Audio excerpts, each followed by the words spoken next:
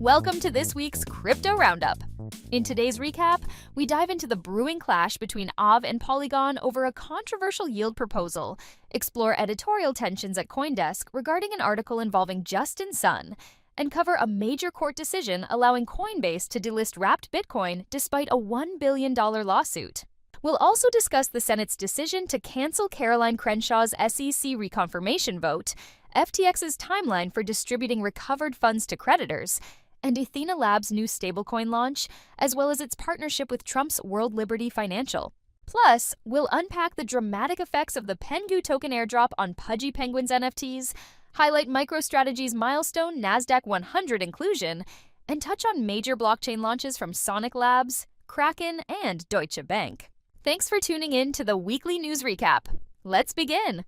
Aave and Polygon clash as yield proposal sparks tensions. A brewing rivalry between OG protocols Aave and Polygon took center stage this week after Polygon introduced a governance proposal to allocate $1.3 billion in bridged stablecoins into Morpho, a competing lending protocol.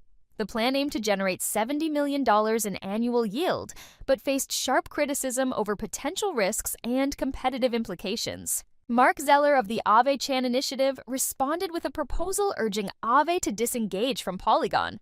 Suggested measures included freezing asset reserves and restricting borrowing on Aave's Polygon deployment, citing bridge vulnerabilities that have historically led to significant user losses. Zeller emphasized that such risks made continued collaboration untenable, pointing to past exploits such as the Harmony and Multichain bridge hacks. Polygon's community ultimately rejected the Morpho proposal, citing concerns over added risks and the lack of user opt-in mechanisms for bridged asset investments. Despite this move, tensions escalated when Polygon co-founder Sandeep Nailwal accused Aave of monopolistic behavior, calling the withdrawal proposal anti-competitive and undermining innovation in Web3. Aave's founder Stani Kulechov defended the governance decision, arguing that prioritizing user security was central to the DAO's responsibilities. However, the clash has left both sides at odds, with Aave's potential exit still under discussion. Editorial tensions rise at CoinDesk following ownership dispute over Justin Sun article.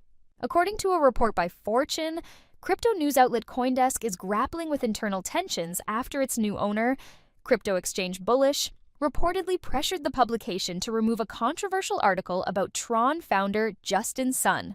The article, published in late November, detailed Sun's purchase of a $6.2 million banana artwork and his subsequent stunt of eating it, alongside his ongoing legal battles and allegations concerning Tron's use in illicit financing. Following complaints from Sun's team about the piece's tone, Bullish, which acquired CoinDesk for $75 million last year, allegedly directed the outlet to take the article offline.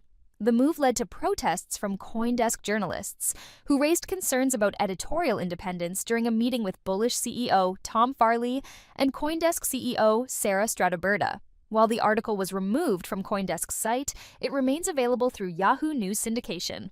The fallout has already prompted changes, including the resignation of Matt Murray, chair of CoinDesk's editorial committee and former editor-in-chief of the Wall Street Journal. Murray stepped down on Monday, as reported by Fortune.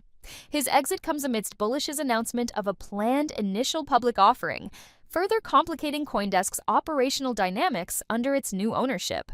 Judge rules against BAT Global in $1 billion lawsuit over Coinbase's wBTC delisting. A U.S. district court has denied BIT Global's request for a temporary restraining order to prevent Coinbase from delisting wrapped Bitcoin, clearing the way for the exchange to remove the token as planned. The ruling is a setback for BIT Global, which filed a $1 billion lawsuit accusing Coinbase of anti-competitive behavior after it announced plans to delist wBTC following its transition to a new custodian. BIT Global, which took over wBTC custody in partnership with BitGo, argued that Coinbase's actions, including the promotion of its competing wrapped Bitcoin product CBBTC, would cause imminent and irreparable harm. However, Judge Araceli Martinez-Olguin rejected the request. Coinbase defended its decision, citing its right as a private company to control its listings. A representative told the block, "The idea that we're like a water or electrical company, a utility that you have a right to plug into, is just bogus." They also noted that Coinbase accounts for less than 1% of wBTC trading activity and dismissed the claims as foolish. Crenshaw's SEC reconfirmation bid ends as Senate cancels vote. The Senate Banking Committee has canceled the vote to reconfirm Caroline Crenshaw as an SEC commissioner, effectively ending her tenure. Initially delayed last week after Republican lawmakers opposed her nomination, the vote was rescheduled, but ultimately canceled due to a lack of sufficient support, according to a report from Decrypt citing sources familiar with the process. Crenshaw, a prominent figure in the SEC's regulatory approach to digital assets, faced vocal opposition from crypto industry advocates. Groups such as the Blockchain Association and DeFi Education Fund led campaigns to block her reappointment, citing her tough stance on crypto regulation. Coinbase CEO Brian Armstrong also publicly called for her removal. With Crenshaw's term expiring and SEC Chair Gary Gensler and Commissioner Jaime Lizarraga stepping down in January, President-elect Donald Trump will oversee the appointment of 3 new commissioners. FTX to begin creditor distributions in early January. FTX's bankruptcy estate announced that its court-approved Chapter 11 reorganization plan will take effect on January 3, 2025, paving the way for creditor distributions to begin. The plan, which was first approved in October, allocates between $14.7 billion and $16.5 billion for repayments. According to CEO John J. Ray III, we are well positioned to begin executing the distribution of recoveries back to all customers and creditors, and encourage customers to complete the necessary steps to begin receiving distributions in a timely manner. FTX has partnered with Kraken and BitGo to manage the distribution process. Creditors can receive their payouts in stablecoins by converting fiat funds into digital assets via the FTX claims portal. The initial distribution phase is expected to occur within 60 days of the plan's effective date. Ethena launches USDTB and partners with Trump's World Liberty Financial. Ethena Labs has announced the launch of its new stablecoin, USDTB, a project backed by BlackRock's Beetle Fund, which manages over $500 million in U.S. Treasury bills. USDTB marks a shift from Ethena's flagship USDE token, offering a more traditional asset-backed model. Unlike USDE, which uses market-driven derivative strategies, USDTB maintains its dollar peg through reserves equal to each USDTB token issued, over 90% of which are held in BlackRock's tokenized fund. In addition to its launch, Ethena disclosed a partnership with Trump-backed World Liberty Financial, WLF. The collaboration integrates Ethena's staked USDE token, SUSD, into WLF's Aave instance, enabling users to deposit SUSD and earn rewards in both Ethena's tokens and WLF's native token. Ethena has proposed SUSD as a new collateral asset for WLF, with co-incentivized rewards expected to boost stablecoin liquidity and utilization across the platform. We had Ethena Labs founder Guy Young on the show this week. Be sure to check it out if you haven't yet. PENGU Airdrop shakes up Pudgy Penguins' NFT market. This week saw another airdrop make waves as the PENGU token launched alongside a dramatic shift in the market for Pudgy Penguins NFTs. The token, tied to the popular collection, debuted on Solana with a fully diluted valuation of $2.6 billion, quickly gaining over 200,000 holders. However, the launch caused the floor price of Pudgy Penguins NFTs to plummet nearly 50% from 30 ETH to around 15.9 ETH as holders rushed to claim their tokens. The drawdown is likely because NFT holders no longer felt the need to retain their tokens after claiming the airdrop. Each Pudgy Penguins NFT entitled its owner to 1.7 million PENGU tokens, valued at approximately $50,000. This broad distribution extended beyond NFT holders, with allocations for Ethereum and Solana users and a portion reserved for the Pudgy community. Despite some transactional hiccups on Solana during the claim process, the launch was hailed as a significant milestone for the brand's expansion, following its growth across retail and social media. MicroStrategy joins Nasdaq 100, following massive 2024 Bitcoin rally.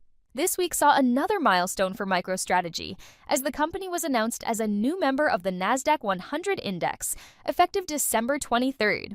Known for its aggressive Bitcoin holdings, MicroStrategy has increasingly become a proxy for the cryptocurrency, with its shares rising more than 500% this year, far outpacing Bitcoin's 140% gain. The inclusion in the Nasdaq 100 means ETFs such as the Invesco QQQ Trust, which manages $325 billion in assets, will now automatically buy MicroStrategy shares.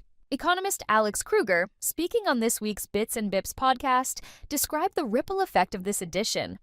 Anytime anybody buys the Nasdaq either via ETFs or mutual funds or futures, you're literally buying MicroStrategy. What it does is it enables Saylor to sell more shares and to buy more Bitcoin.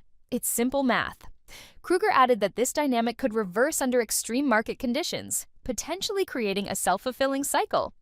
New blockchain projects signal strategic moves across the industry. 3 blockchain initiatives made headlines this week, with notable launches and developments that showcase different approaches to advancing decentralized technology. Sonic Labs, a rebrand of the Phantom Foundation, officially launched its Layer 1 blockchain, Sonic.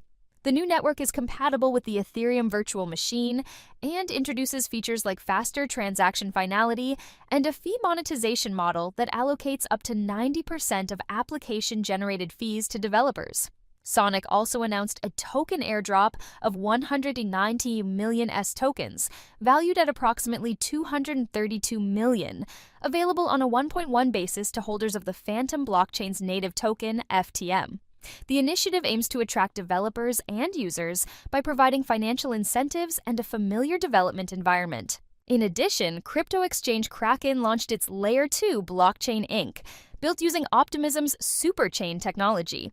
Inc. supports interoperability with other OP stack-based networks and has partnered with decentralized platforms such as Curve and Frax. Kraken also announced plans to implement permissionless fault proofs in early 2025 to enhance transaction accountability within the network. Meanwhile, TradFi giant Deutsche Bank revealed its plans for a Layer 2 blockchain project utilizing ZK Sync technology as part of its involvement in the Monetary Authority of Singapore's Project Guardian. The platform is designed to support compliance-driven applications, integrating tools for transaction oversight and risk mitigation.